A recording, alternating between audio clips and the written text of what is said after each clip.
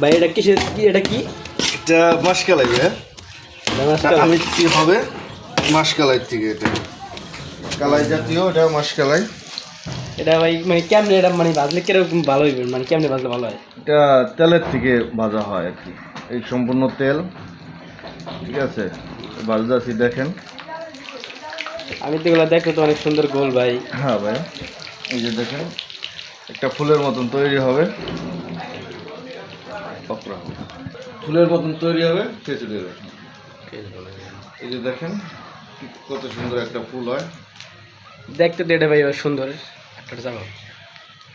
একটা চাবান ভাই, দেখি আপনার একটা একটু দেখেই।